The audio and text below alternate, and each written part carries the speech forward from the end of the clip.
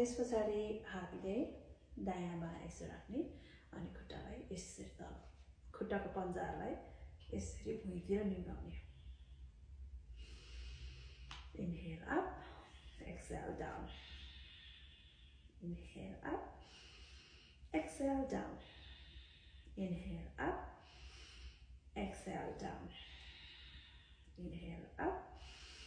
exhale down. यसो गर्दाखेरि मजाले तनक्क के यो गोडाहरूलाई पनि यसो तनक्क राख्नुपर्छ है अब खुम्चाउने गर्ने हुँदैन अहिले सिधा भयो भने पछि बिस्तारै सिधा हुन्छ अहिले सुरुदेखि नै आफूले प्रपर पोस्चर गर्ने ट्राई गर्ने यसलाई भुइँमा चट्टक्क राखेर यो गोडालाई चाहिँ खुम्चाउनु हुँदैन सिधा राखेर अनि यसरी यसरी है यस्तो तल गरेर हैन अनि यो हातलाई पनि खुम्चाएर राख्ने भने यसरी यसरी गर्ने हैन क्या सिधा है यसो गरेर हरेक कुरा एकदम स्ट्रेट हुनुपर्छ क्या यस्तो गरेर अनि अप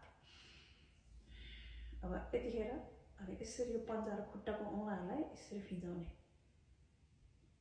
कहिले गर्दैन है हामीले तर गर्नुपर्छ के फैलाउने and exhale खुम्चाउने inhale खुम्चाउने open up inhaling exhale खुम्चाउने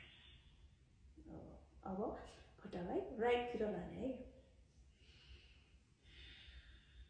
अनि फेरि सिधा drop to the left to the right center to the left त्यसपछि अब खुट्टालाई राइट खुट्टालाई ल्याएर यसरी यहाँ राख्ने फिलामाथि अर्को खुट्टाको थाइमाथि राख्ने यसलाई सिधै राख्ने अनि यसलाई चाहिँ यहाँ समाउने एउटा हातले लेफ्ट हातले लेफ्टलाई समात्ने राइट ह्यान्डले यसको नीलाई समातेर यसरी माथि लिएर आउने इनहेल गर्दै एक्सहेलमा चाहिँ तल यसरी प्रेस गर्ने बिस्तारै छुनै पर्छ भन्ने छैन बिस्तारै बिस्तारै छुनिन्छ inhale up exhale down inhale up exhale down यसले चाहिँ हिप ओपनिङ गर्ने अनि यो नीको लागि निकै राम्रो गर्छ है त्यसपछि यसलाई अलिकति उता लगेर अनि यो हातले राइट हातले यसलाई यहाँ च्याप्प समात्ने अनि यसलाई यसरी घुमाउने घुमाउने घुमाउने घुमाउने राइटतिरबाट no more breathing then other way around घुमाउने लेफ्टतिरबाट ओके यति गरिसकेपछि अब यसलाई बिस्तारै यसरी समाउने अनि यसो गरेर अर्को हात पनि यहाँ खुट्टाको मुनिबाट लगेर अनि यसरी च्याप्प यसरी यहाँ बच्चालाई सानो बच्चालाई होल्ड गरेर जस्तो गरेर यस्तो समाउने है अनि यसरी बच्चालाई फकाएको जस्तो गरेर यसरी माया गर्ने आफ्नो खुट्टालाई यसरी लेफ्ट टु राइट यसरी स्विङ गर्ने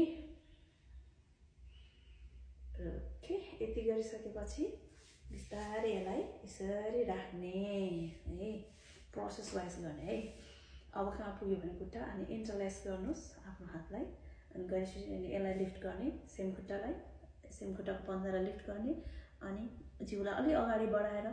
यसलाई यसरी होल्ड गर्ने अनि यसरी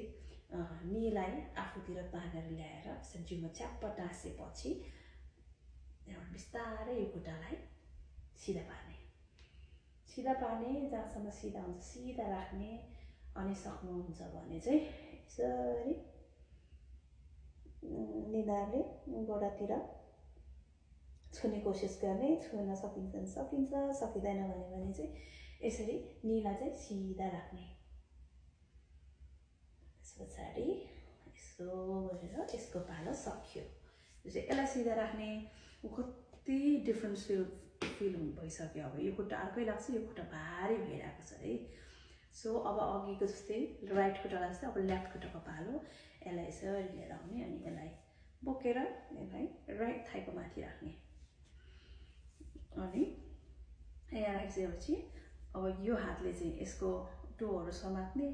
अनि लेफ्ट ह्यान्डले चाहिँ यसको निलाई समातेर बिस्तारै माथि लिएर आउने जिउमा टाँस्ने इनहेल गर्ने Exhale मा यसलाई तल भुइँमा छोड्ने फेरि inhale exhale inhale exhale inhale exhale अब यसलाई अलि अगाडि बढाएर यो हात लेफ्ट हातले लेफ्ट खुट्टामा समातेर अनि राइट हातले चाहिँ यसको टोलाई समातेर यसरी राउन्ड राउन्ड घुमाउने नर्मल ब्रिदिङ गर्नुस् 2 3 4 5 6 all the way around 1 2 3 4 5 6 okay अब यसलाई बिस्तारै उठाउने अघि जस्तै गरेर अनि इन्टरलेस गर्ने इन्टरलेस गरेपछि हामीले यो खुट्टालाई यसरी बेबी समातेको जस्तै समातेर हल्लाउने यसरी लेफ्ट टु राइट स्विङ गर्ने सास फेर्नुहोस् स्माइल गर्नुहोस् है योगा गर्दाखेरि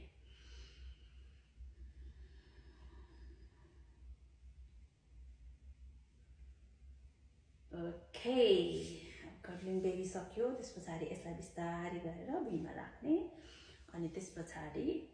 हातलाई फेरि इन्टरलेस गरेर यो लेफ्ट पैतालालाई माथि उठाएर पैतालाको मुनि इन्टरलेस्ड हातलाई यसरी राख्ने अनि यसलाई आफूतिर अलिकति च्यापेर ल्याएपछि बिस्तारै सिधा गर्ने निलाई सिधा गर्ने अनि बिस्तारै आफूतिर तानेर निधारले गोडालाई छोड्ने कोसिस गर्ने सुरुमा यो हुँदैन भनेदेखि हामी यतिकै पनि राख्न सकिन्छ है यसको मेन इन्टेन्सन चाहिँ हाम्रो गोडा सिधा हुनु पर्यो स्पाइन सिधा हुनु पर्यो त्यसपछि अब बिस्तारै यसलाई लगेर सिधा राख्ने दुवै गोडाको एक्सर्साइज पनि वार्म अप पनि भइहाल्यो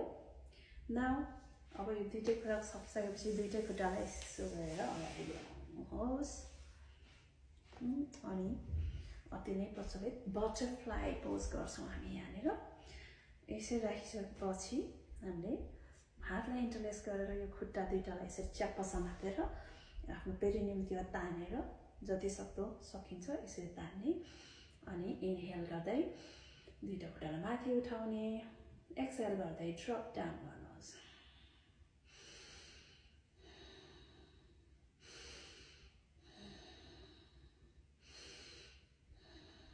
अब अलि छिटो छिटो गरौँ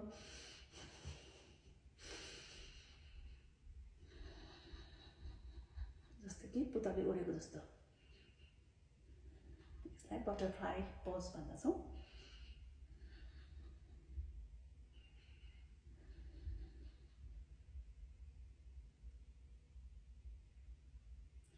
ओके अब चाहिँ आएर हामी उठेर वार्म अपको बाँकी अंश गर्छौँ वार्म अपमा हामीले खुट्टाको वार्म अप पनि गऱ्यौँ आर्म्सको गऱ्यौँ घाँटीको गऱ्यौँ अब बाँकी रह्यो हाम्रो कम्मरको वार्म अप गर्दाखेरि चाहिँ हामीले अलिकति खुट्टालाई फटाएर उभिन्छौँ र आफ्नो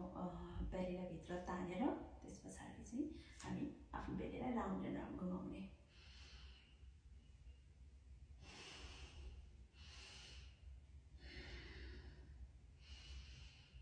यसरी घुमाउने अगाडि जाँदाखेरि इनहेल पछाडि जाँदाखेरि एक्सहेल